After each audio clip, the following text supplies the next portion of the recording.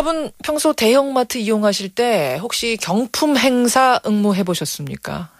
경품 하면 보통 가전제품이 많지만 요즘에는 해외여행권, 고급 자동차, 심지어 아파트를 경품으로 거는 경우도 있죠.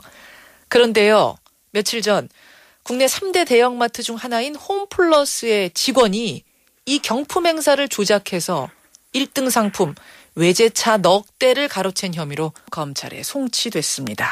이른바 경품 사기극을 벌인 건데 더 큰 문제는 이러한 경품 행사의 근본 목적이 바로 고객들 개인정보를 획득하는 거였다는 사실이 새로이 드러났다는 점입니다. 경품 행사의 실체를 엿보게 해준 이번 사건 좀 집중적으로 짚어보죠.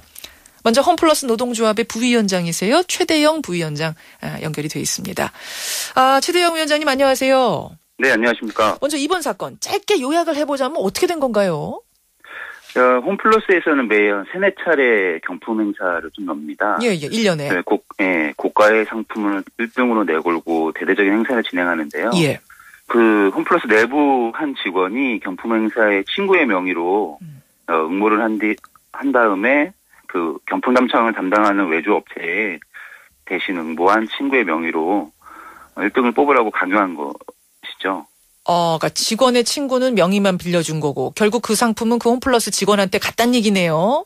네네. 그게 이번 며칠 전에 있었던 언론 보도에 한 4건 정도 보도가 됐습니다. 똑같은 한 명의 직원이 4대를 1등 상품 4대를 그렇게 계속 자기가 가져갔어요. 네네. 그럼 그 차는 어떻게 자기가 타고 다닌 거예요? 뭘 어떻게 한 겁니까? 그 차를 수령을 해서 바로 처분을 한 거죠. 그래서 한 3천만 원에서 4천만 원 정도의 현금화를 해서 자신이 이제 개인적으로 횡령을 하게 된 거죠. 아니 근데 한 번도 아니고 두 번도 아니고 4번이나 그런 짓을 하는데 회사에서는 의심을 안 합니까? 저도 제가 그게 의문인데요. 제가 그 관리 구조가 아예 없었다라고 생각이 좀 듭니다. 그리고 사실 이번 여러의 이 행사가 경품을 주기 위한 행사이기보다는 회사가 다른 좀 의도가 있기 때문에 거기에 집중을 하고 있기 때문에 벌어진 일이라고 좀 생각이 듭니다. 다시 말하면 누가 어떤 고객이 경품 타가는가가 중요한 게 아니라 그 경품 행사를 통한 다른 목적이 있었다. 그 다른 네네네. 목적이라는 게 뭐죠? 그게 바로 뭐냐면은 경품 행사의 진짜 목적은 고객의 개인정보를 수집하는 거에 좀 있고요. 이를 이용해서 좀 수익을 얻으려 하는 것이라고. 그게 제일 문제인 거죠. 경품 행사를 통해서 개인정보를 얻는다는 건 그러니까 우리가 경품 응모할 때 그 종이에다가 뭐 주소 적고 이름 적고 전화번호 적고 이런 정보요? 네, 맞습니다. 그거 갖다가 뭐 합니까? 그게 보시면 조그마한 종이 보통 경품 행사 종이가 되게 조그마하잖아요. 예. 거기 보면 굉장히 뭐 개인정보 동의라는 게 그게 깨알같이 써있기 때문에 잘 보지 못하시는데 개인정보 제공 범위가 보험회사로 보통 주로 되어 있습니다. 그래서 보험 행사를 개인 마케팅에 활용하도록 이 데이터를 넘기게 되고 거기에서 나오는 한 사람당 개인정보 데이터 비용을 홈플러스가 온전히 자기 수익으로 가져가고 있는 것이죠. 그러니까 우리가 적는 그 정보를 그 홈플러스에서만, 그러니까 마트에서만 쓰는 게 아니라 보험사에 넘겨요? 네네, 맞습니다. 그럼 보험사는 건당 얼마 정도를 지급합니까? 그래서 이제 개인 동의가 돼 있는 거 있잖아요. 예. 네, 그거는 개인당 2,000엔에서 2,800원 정도에 넘어가고요. 혹시 이제 몇 분이 체크를 하지 않으신 분들한테는 개인적으로 연락을 해서 개별 동의를 받은 것들은 4,200원, 4,500원으로 이렇게 판매가 되고 있는 겁니다. 그러면 결국 이 마트 경품 행사는 고객 서비스 차원이 아니라 개인정보 수집하기 위한 것. 그래서 이게 보통 저희가 한 건 하게 되면 100만 명 정도의 응모 규모가 됩니다. 어마어마하네요. 그래서 한 건당 약 10억 원 이상의 수익을 올리고 있는 거죠. 그럼 마트는 완전히 님도 보고 뽕도 따는 거네요. 홍보는 홍보대로 하고 또 수익도 챙겨가고. 그래서 홍보의 목적이라기보다는 자신들의 수익 모델로 보고 있는 거죠. 그게 더 크다. 그런가 하면 직원이 경품 가져간 정도의 사기는 아니지만 당첨자가 전화 안 받는다는 이유로 경품을 안 준 경우도 상당히 많았다고요? 네, 사실은 이 경품 지급 자체가 투명하지 않았기 때문에 벌어진 문제고요. 네, 한 2011년부터 행사를 해왔는데요. 유독 1, 2등에 대한 이 지급이 안 된 건수가 4-5차례로 좀 많아졌습니다. 어허. 그걸 보니까 연락을 제대로 했다고는 하는데 예. 막상 취재를 해보니 1등 당첨자들한테는 연락이 아예 오지 않은 경우가 많았고요. 전화를 걸었다는 사람은 있는데 받았다는 당첨자는 있는 네네네. 거예요. 보통의 경품 같은 경우에는 1등이 이렇게 연락이 안 되면 차등을 보통 뽑잖아요. 그렇죠. 그런 것도 흔적이 남아있지 않고 문자를 날리든지 이런 행동이 전혀 없었던 거죠. 전화 한 번 해서 안 받으면 문자 남길 수도 있고 주소 적었으니 우편 보낼 수도 있고 방법은 네네, 사실 맞습니다. 여럿이 있었을 텐데 그런 적극적인 그쵸. 행동 없이 그냥 미지급으로 다 넘어간 케이스가 한두 네네. 건이 아니라 꽤 많다. 그 언론사 취재가 시작이 되니까 회사 측에서 과거에 연락하지 않았던 그 당첨자들한테 한꺼번에 연락 돌리기도 했다면서요? 네네, 뭐 자신들은 이거를 뭐 지급 보류라고 생각하시면 된다라는 좀 당황스럽고 황당스러운 답변을 좀 내왔고요. 가장 큰 문제가 됐었던 다이아몬드 이 당첨자한테도 갑자기 이제 연락이 가기 시작한 거죠. 알겠습니다. 예, 홈플러스 노조 측에서도 이제 이런 사실을 알고 적극적인 행동에 나서겠다 이런 입장 내신 걸로 아는데요. 오늘 이렇게 네네. 예, 말씀 주셔서 고맙습니다. 네. 홈플러스 노조 최대영 부위원장 이야기를 먼저 들었습니다.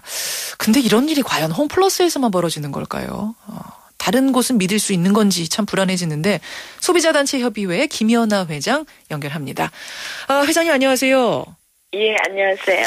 이번 사건의 문제점 크게 세 가지로 나눠볼 수가 있습니다. 첫째, 네, 직원이 경품 타간 케이스. 이거는 뭐 분명한 사기고요. 예, 둘째, 경품 담당자에게 제대로 경품을 전달 안 한 거. 이거는 뭐 연락 네. 안 받아서라고 해명은 하고 있습니다만 좀 미심쩍은 거고. 네, 마지막 문제는 이 경품을 통해 얻은 응모자들의 개인정보를 모두 보험사에 팔아 넘겼다는 건데 네, 어떻게 바라보셨어요, 이번 사건? 네. 그래서 그동안에 우리 소비자들이 경품에 대해서 과연 저게 소비자들한테 제대로 전달이 될까 하는 그런 그 우려를 낳았던 것이 예. 결국 현실로 그대로 나타났습니다. 그러게요. 결국은 소비자 기만하는 행위라는 거죠. 특히 이제 그 종이에 보면은 조그맣게 제3자에게 개인정보 제공하는데 동의한다. 뭐 이런 게 고지가 네네. 돼 있었다는 건데 사실은 네. 그걸 본 고객도 유심히 본 고객도 많지 않을 것 같고 봤다고 네. 하더라도 그 의미가 내 정보를 돈 받고 다른 곳에 팔아도 좋다. 이런 의미로 해석하는 고객은 그리 많지 않을 것 같거든요. 그렇죠.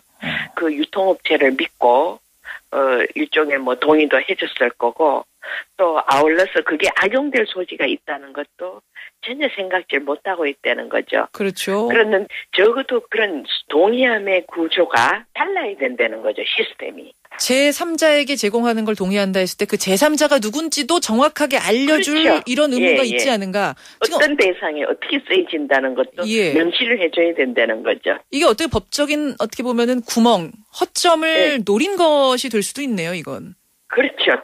그래서 이제 앞으로는 이제 이런 것도 예를 들어서 이제 뭐 공정위 같은 데다가 또 자율적인 가이드라인을 설정을 해갖고 우리는 적어도 이러이러한 경품은 어느 정도 액수까지 하면서 예. 어떤 절차를 거쳐서 할 것이다라는 그런 시스템을 갖다가 만들도록 하는 이 가이드라인을 좀 만들어 놓고 그다음에 지금은 아무것도 없습니까? 지금은 아무것도 지금 현재는 그런 게 없죠. 전혀 없어요. 정부의 관리 이제 단속이 전혀 안 되는 액수라든가 거. 뭐 이런 규정은 있지만은 예. 이런 절차상에 있어서 어떤 과정을 거치는 거에 대해서는 없습니다. 그래서 이제 앞으로는 어떻게 되느냐면은 이런 업체에 있어서도 예. 예를 들어서 외부의 소비자의 대표라든가 예. 이런 데를 좀 엄격하게 두고 감시 감시하게끔. 견제할 수 있는 이러한 그 기구를 하나 만들어서 이런 것이 투명하게 좀 나올 수 있도록 해야지. 알겠습니다. 그런 불투명한 구조에서 도대체 누구한테 가는지 소비자들은 의심을 하면서도 혹시나 하는 개념에서 또 자꾸 그게 옹호하고요. 참여를 하게 된다는 거죠. 이번 사건 보면서 과연 이것이 이 홈플러스 지점만의 일일까